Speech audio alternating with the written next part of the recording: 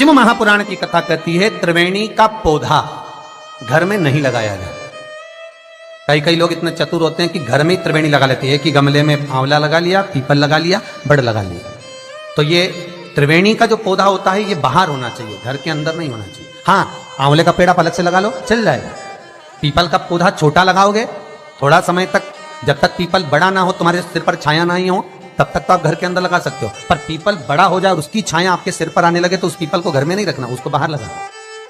आंवले का पौधा आपको बड़ का पौधा छोटा हो, उसकी छाया ना पड़े, तब तक आप पूजन के लिए लगा लो, मना नहीं है। पर बाद में जब छाया सिर पे आने लगे तो बड़ को भी आपको बाहर लगाना पड़ेगा।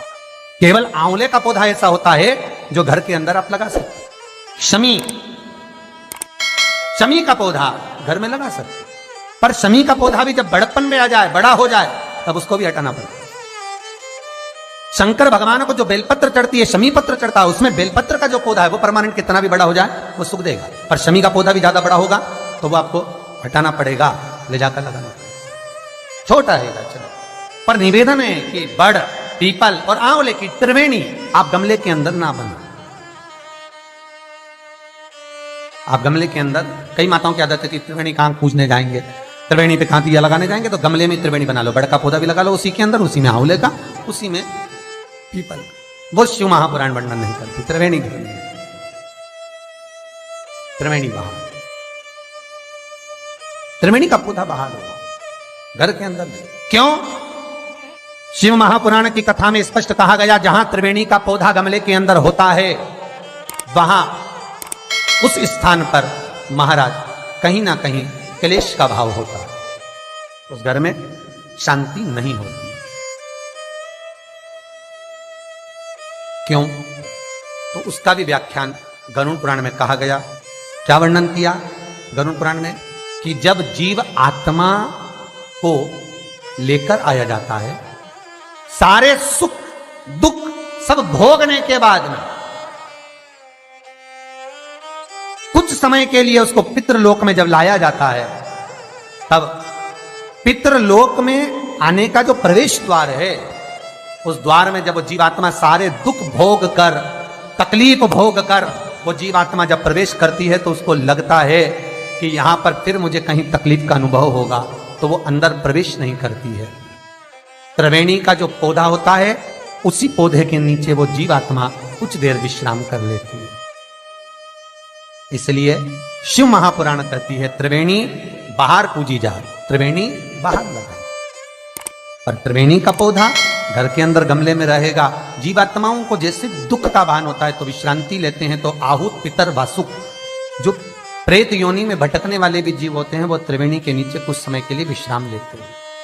विश्राम महाराज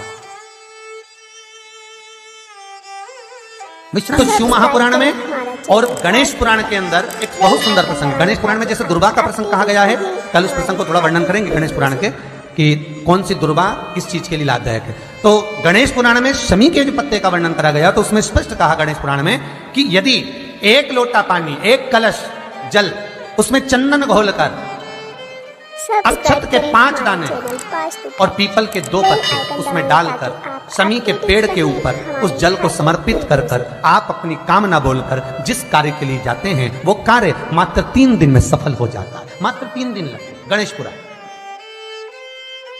शमी पत्र का, शमी का जो पौधा आपको कहा था, बेलपत्री माता पार्वती के नैना शिव से प्रकट हुई, रुद्राक्ष का पौधा शंकर भगवान के नैना शिव से प्रकट हुआ, और शमी का जो पौधा है वो उमा और महेश, माता पार्वती का जो एक अवतार हुआ था उमा अवतार, तो माता पार्वती जो 52 अवतार माता पार्वती के हुए हैं, उसमें एक अवतार माता पार्वती का उमा अवतार है। तो उमा अवतार जब माता पार्वती का हुआ था तो उसके साथ में शंकर भगवान को महेश्वर अवतार लेना पड़ा था। महेश्वर अवतार भगवान शंकर ने लिया, तो उमा और महेश्वर का जब मिलन हुआ था, उस मिलन के दृष्टिकोण से, उस मिलन की दृष्टि से शमी का पौधा उत्पन्न हुआ।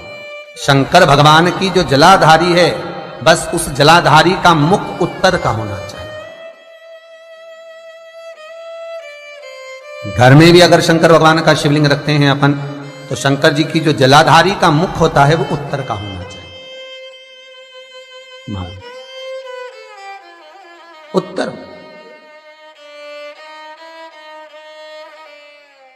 भगवान को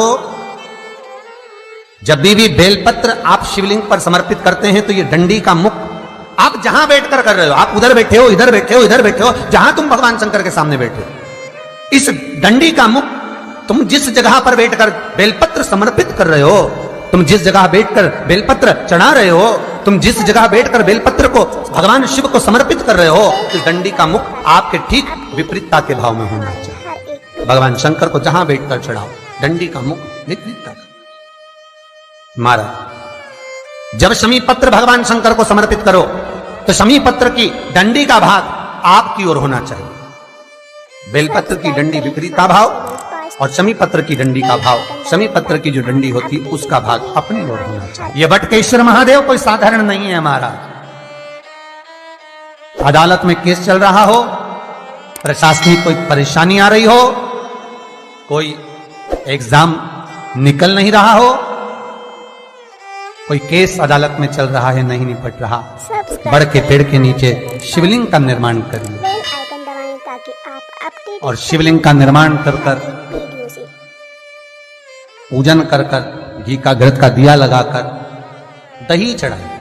उस दही को वापिस हाथ से चम्मच में निकाल लीजिए। उस दही को रख लो, सब्सक्राइब करें। शिव जी की पूजन अर्चना कर कर भगवान भोलेनाथ के शिवलिंग का विसर्जन कर आओ। आप अपडेटेड दही जो चम्मच में निकाला है उसको एक रुमाल में लगा लीजिए, चाहे स्वस्तिक बना लो, चाहे छापा लगा लो, बिंदी लगा लो। उस रुमाल को जिस एग्जाम में बैठ रहे हो उसमें जेब में रखकर ले जाइए। अदालत जा रहे हो तो उसको अपनी जेब में रखकर लेकर जाइए।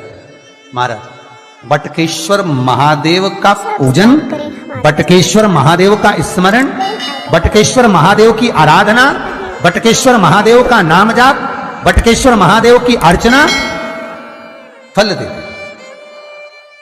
बटकेश्वर सुख प्रदान करती है, आपके जीवन का आनंद प्रदान कर देती है, आपके जीवन का आनंद फल देती है। श्री सब्सक्राइब शिवाय करें हमारे चैनल पर। नमस्तुभ्यं बेल आइकन दबाएं ताकि आप श्री अपडेटेड रहें हमारे शिवाय वीडियो से। नमस्तुभ्यं श्री शिवाय नमस्तुभ्यं।